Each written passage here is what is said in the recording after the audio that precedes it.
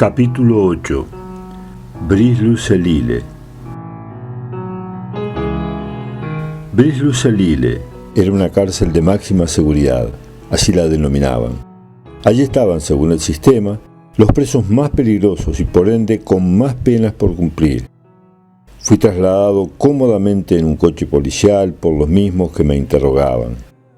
Pienso que alguna táctica había en esto. Bris-le-Celile era imponente. Es una edificación alta, con altos muros y en forma de estrella de 5 puntas, con cámaras de video en todos sus muros apuntando hacia adentro y hacia afuera. La pesada puerta de hierro se abrió para dejarnos paso. Yo solo pensaba en por qué me había demorado en tomar la decisión del escape de Coge. Ahora esto parecía un fuerte de la época de la conquista. Traspasamos la puerta, entramos a una oficina donde se hicieron los trámites de rigor. Torben y Cánster, los policías, se despidieron y un guardia de uniforme gris me llevó hasta lo que por unos días sería mi celda. Como eran alrededor de las 11 de la mañana, había un silencio sepulcral. Era porque todos estaban en sus trabajos. La norma allí era que había que trabajar. El sector que me tocó tenía, como todos, un pasillo largo y las puertas de las celdas estaban abiertas. El guardia que me acompañaba me entregó una llave y quedé perplejo. Me explicó que si yo salía de mi celda con esa llave, cerraba la puerta. Claro que la puerta tenía 2 llaves más, que solo abrían y cerraban por fuera. Pero así y todo, era toda una novedad. Durante el día, yo podía abrir y cerrar la puerta. Vaya si estábamos seguros. Comencé a desempacar las pocas cosas que tenía y de pronto alguien en la puerta me habla en español. ¿Qué era esto? Era Alberto, un español que estaba preso allí. Era el gran man del sector, o sea, una especie de encargado por parte de los presos de mantener la limpieza y el orden dentro del corredor, donde había un hall con televisión y una mesa de pool. Enseguida nos pusimos a charlar y me explicó rápidamente el funcionamiento de todo aquello. Había libertad para todos, menos para intentar fugarse. Había cámaras por todas partes y alarmas de ultrasonido en el patio y alrededor de los muros, de forma que ni bien uno se acercaba al muro, comenzaba a sonar la alarma. También me dijo que allí me quedaría por unos días, pero en cuanto hubiera lugar me llevarían para arriba. El mejor piso por tranquilidad y tipo de gente era el segundo. También era el más cercano al techo de la prisión, así que después de unos días fui llevado por pedido propio. Bris-le-Celile era como el dicho, por más que la jaula sea de oro, no deja de ser prisión. Allí teníamos de todo, es casi la perfección del sistema carcelario. Primera cosa, obligación de trabajar. Había un taller de costura con máquinas industriales donde se cosían los sacos de correo, los mismos que nos habíamos llevado con la plata. ¡Qué paradoja! Ahora estaba armando y cosiendo los sacos que llevarían la plata del correo. Carpas para la gente que trabaja en operaciones en la calle. Además, el taller metalúrgico, al que nunca entré. Una enorme biblioteca donde se pueden obtener desde una novela hasta libros de estudio. En aquel entonces había cursos de computación año 85.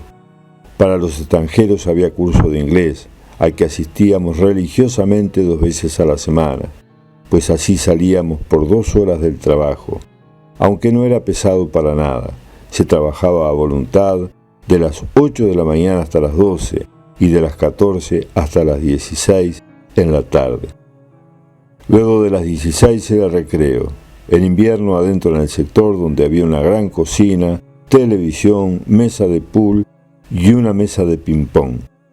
En Coge había aprendido a jugar ping-pong y aquí en los 3 años y medio que estuve me transformé en un buen jugador. Por trabajar también recibíamos una remuneración de la cual todos los viernes recibíamos una parte. La otra parte era guardada en una cuenta para cuando saliéramos en libertad. Era difícil de creer para nuestra mentalidad sudamericana. Y si yo no hubiera estado allí, si no hubiera recibido mi paga cada viernes, si no hubiese recibido mi dinero el día que me liberaron, tal vez si me lo hubieran contado no lo habría creído. Pero aquella era y es la realidad del sistema carcelario danés. En el verano teníamos recreo afuera. Había un gimnasio para hacernos fierros, una cancha de fútbol rodeada de una pista para correr. Luego de los primeros meses y la adaptación al nuevo sistema, comenzó la rutina. Rápidamente hice buenas relaciones. Habían allí algunos pesos pesados que cumplían condenas por diferentes delitos. Pero mi amigo Víctor y yo también éramos considerados así y respetados, sobre todo en mi caso por mi pasado guerrillero, que me venía bien explotar, aunque no me gustaba mucho, ni nunca hice alarde de esa condición. Pero todos sabían y conocían mi pasado. Habíamos estado en las tapas de los diarios y en los titulares de las noticias de televisión, así que era algo que no podíamos ocultar. Teníamos 8 horas de visita que podíamos repartir en la semana.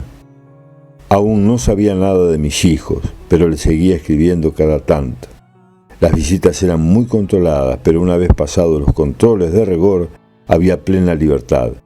Siempre desconfiaba de micrófonos o cámaras ocultas. Nunca encontré nada.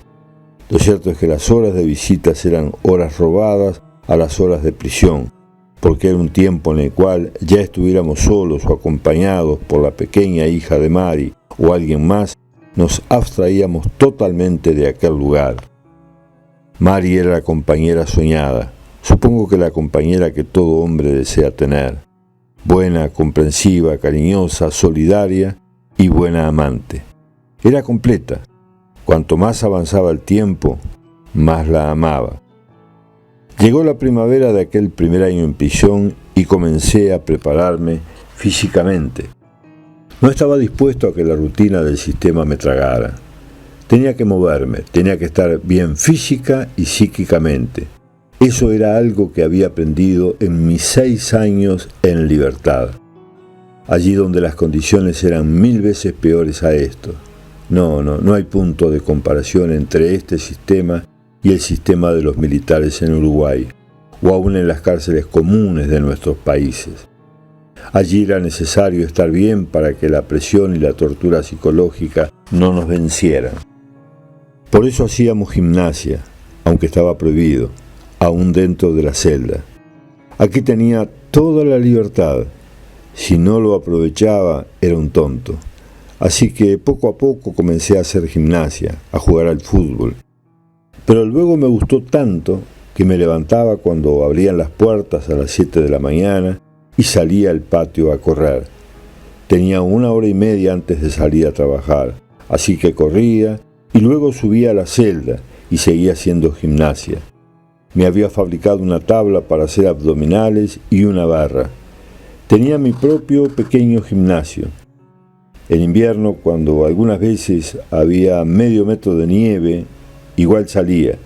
Supongo que a los guardias no les hacía ninguna gracia. Un día recibí un libro que me enviaba un buen compañero chileno, de los buenos, porque si bien un chileno había sido la causa de nuestra caída, también debo reconocer que la mayoría de los chilenos que yo conocí eran muy buenos compañeros. El libro se llamaba Un hombre, de Oriana Fallaci. Fue un libro que me impactó y de alguna manera cambió en parte mi manera de ver las cosas. También traía una dedicatoria escrita por él, que luego me enteré que murió en Nicaragua. Recuerdo que decía: te mando esto que una vez me escribió un compañero estando preso en Chile, y entre otras cosas decía: no te sientas vencido ni aún vencido. Esto me dio unas fuerzas tremendas. No te sientas vencido ni aún vencido. Eso tenía que ser así. Había perdido una nueva batalla, pero no había perdido la guerra por la libertad.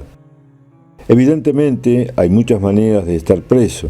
Se puede estar preso y entregado. Se puede estar preso y luchar. Se puede estar preso y resistir. Se puede estar preso y buscar la libertad. Se puede estar libre y ser preso de muchas cosas. Aún estando preso, sigo buscando mi libertad. Entreno, corro todas las mañanas aún con nieve en invierno. Soy el único que sale al patio a las 7 de la mañana a correr. A veces me acompaña Paolo, un italiano con el cual nos hicimos muy amigos. Él está preso por robar bancos y tiene un intento de fuga. Así que supongo que los guardias no deben ver con buenos ojos mis corridas mañaneras. No solo porque tienen que salir ellos también al frío de esa hora de la mañana, sino por la compañía de Paolo. Pero a él le gusta caminar, dice que caminar es suficiente para estar bien físicamente. Yo vuelvo y me meto en mi mini gimnasio a hacer abdominales, flexiones y barras. Todo en el espacio libre que tengo es de unos 80 centímetros de ancho por 2 metros de largo. Es suficiente, me siento libre. ¿Libre? Mis hermanos, que justo es decirlo, nunca me abandonan ni en las buenas ni en las malas. Siempre están conmigo, me escribían todo el tiempo y sobre todo Carlos siempre me daba noticias de nuestro padre. Él ya está bastante viejo y enfermo, en gran parte debido a su mala vida, dedicado al alcohol, durante casi toda su vida. Supongo que los avatares de mi vida lo deben haber golpeado duro, primero la cárcel, después el exilio. Cuando salí de Uruguay, solamente mi hermano Carlos sabía de mi nueva aventura. En aquel tiempo, lo mejor era no saber. El que no sabe no habla, no puede decir lo que no sabe. Era seguro como pasó que una vez que los militares supieron que me había ido del país, fueron a buscarme e interrogar a mis hermanos. Ellos nada tenían que ver, por eso no contaba para aquellos perros de caza que eran los oficiales del régimen. Eran tiempos sin duda en los que lo mejor era no saber nada, para aquellos que no estaban involucrados directamente en la organización. Pero el tiempo pasó, nuestro padre, según las noticias que me llegaban, estaba cada vez peor, hasta que llegó el día fatal. Siempre las cartas eran esperadas con ansiedad y muchas veces las entregaban a la hora del almuerzo. Así pasó aquel día, cuando nos aprestábamos a comer. Aquella carta, retrasada en el tiempo, me hacía saber que mi padre había muerto hacía 10 días. Qué tristeza, qué sensación de vacío y sentido de culpa cuando pensaba que yo había seguido con mi vida como si nada, sin saber. Pero, ¿qué podría cambiar eso? En realidad nada, eran mis sentimientos nada más. Abandoné la mesa que compartía con Aníbal, el brasilero y Víctor, y me encerré en mi celda. Fueron mis primeras lágrimas en muchos años. Esta vez no las podía controlar, ni quería tal vez. Hacía mucho tiempo que no lloraba tanto, que ni recordaba cuándo había sido la última vez. Había sido formado desde mi niñez en aquel concepto machista de que los hombres no lloran. Luego del encierro, durante el encierro de libertad, de odio y el rencor, reafirmó aquellos valores. No podía demostrarle mis sentimientos a aquellas bestias, pero ahora esa noticia me derrumbaba totalmente. Aunque ya en la tarde me fui recuperando después de todo, habían pasado ya 10 días y la vida continúa. Eran muchos por aquel tiempo que me visitaban a menudo, buenos amigos como Roberto y Agustín, alguna vez el negro Daniel. Llegó el día en que la visita tan esperada de mis 3 hijos fue una realidad. Lo que empañó en parte aquella visita fue que vinieran con su madre. Todo estaba bien hasta que comenzó con los reproches de siempre. Entonces le dije que yo no estaba allí para perder el precioso tiempo de 2 horas en esas discusiones, con lo cual se levantó y dijo: entonces me voy. Para mi alegría y asombro, Daniel, el mayor de nuestros hijos, que había crecido, tenía ya 16 y hacía más de un año que no veía, dijo: yo me quedo. Con lo cual Pablo y Caro, que se habían parado para irse, también se sentaron, y allí quedamos los 4. Fue un tiempo lindo, que no se volvió a repetir hasta poco antes de salir en libertad, 1 año y medio después. También tuve 2 visitas muy especiales e inesperadas. Una fue del negro Viña, un viejo militante del Movimiento de Liberación Nacional, que estaba de paso por Copenhague, donde había ido a hacerse una operación. Para mí el negro era un mito. Era apenas un adolescente y él ya andaba a los tiros. Era argentino y fue famoso en la época de los 60. Luego cayó preso y estaba allí en la cárcel de Punta Carretas. Se integró al Movimiento de Liberación Nacional. Era muy conocido y lo recordaba de aquellas épocas en que lo veían los periódicos. Hasta ahora nunca nos habíamos conocido personalmente. Seguramente él no sabría de mi existencia hasta que llegó a Dinamarca. Pero una vez que se enteró del caso insistió en ir a verme. Todo el trámite lo hice a través de mi amigo Roberto, que siempre me iba a visitar. Para mí era todo un honor que semejante figura me visitara, pero en realidad no estaba muy de acuerdo a que consideraba que era peligroso para él, dada su condición. Pero él insistió y bueno, allí estábamos frente a frente. El ídolo de mi adolescencia estaba allí, el hombre del que tanto había oído. Nos confundimos en un fuerte abrazo. Yo no lo podía creer. ¿En qué circunstancias nos veníamos a conocer? Claro que la hora de visita se fue volando entre anécdotas y risas cuando me contó que vivía frente a la cárcel de Punta Carretas. Aquel fue un día histórico para mí. La otra visita fue la de Poul. Él era un periodista danés, de la Danmarks Radio y televisión danesa, que había hecho un film documental sobre los refugiados sudamericanos, del cual el viejo y yo habíamos participado. Para mí era un buen amigo, y era sensacional que estuviera allí en la pequeña sala de visitas de la cárcel conmigo. Él nos explicaba mucho lo que había pasado, y en determinado momento me preguntó si lo volvería a hacer. Lo pensé un momento y luego le contesté en forma un poco dura. Sí, lo volvería a hacer sin lugar a dudas. A lo que él movió la cabeza dando muestras de no entender nada. Todas aquellas eran visitas muy importantes. Las más agradables y en las que pasábamos nuestros momentos más felices eran con Mari, ya fuera sola o con sus hijas. Allí en aquella sala festejábamos los cumpleaños, Navidad y Año Nuevo. Nuestros momentos más gratos en compañía de sus hijas o nuestros momentos más íntimos cuando estábamos solos. Los vivimos allí durante aquellos 3 años y medio que duró mi prisión. Fue una de aquellas tardes de pasión loca y desenfrenada que fue concebido Benjamín. Fue también algo un poco inesperado, aunque yo en el fondo lo deseaba. Anhelaba tener un hijo con aquella mujer que era el centro de mi vida y había atrapado mi corazón. Pero su forma de ser, por su fuerza por luchar, por la vida de cada día, por su entrega total. Aquello yo lo deseaba y ella también. Habíamos llegado a la conclusión de que no era el momento ni las circunstancias nos permitían darnos ese lujo. La incertidumbre que rodeaba el caso nos daba para asumir tal compromiso como era el de tener un hijo. Bueno, al fin de cuentas ese era el fruto del amor mutuo que ambos sentíamos. Por supuesto que a ella no le cayó de igual manera que a mí la noticia. Mari estaba bastante enojada y molesta, pero al fin no era nada sencillo ni agradable cortar una vida así nomás. Yo podía comprender perfectamente sus sentimientos y sabía que lo aceptaría. El tiempo pasó, llegó el gran día, o mejor dicho, la gran noche.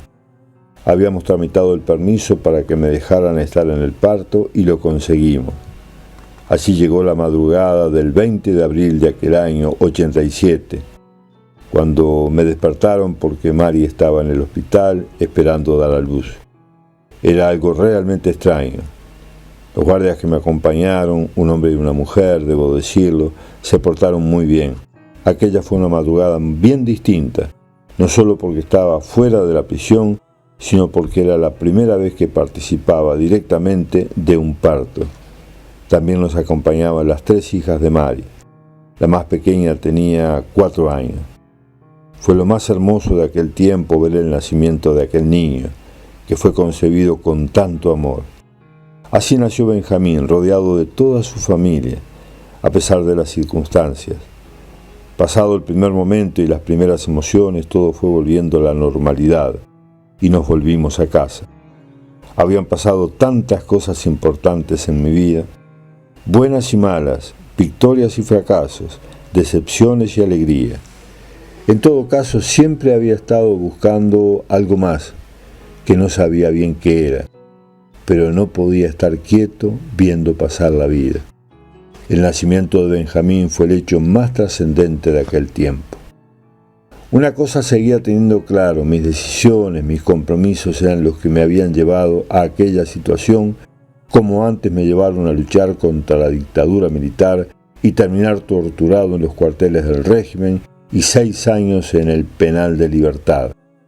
No me sentía para nada una víctima de las circunstancias. En todo caso, el resultado obtenido era la consecuencia directa de una forma de vida y de ver al mundo. Siempre creía hacer lo justo. Tal vez muchas cosas o consecuencias de lo que hacía afectaban negativamente a otras personas, pero siempre tenía el sentido de justicia desde mi perspectiva. Se acercaba ahora los 3 años y medio de prisión, pero yo había decidido apelar mi extradición. No quería volverme a Uruguay. Por lo demás, allí en Brie-de-los-Seville me sentía cómodo y seguro. Aquello comparado con Libertad era un hotel de 5 estrellas. Cómodo y seguro. Suena realmente raro para alguien que está preso en una cárcel extranjera, pero así era. Me había acostumbrado a estar allí.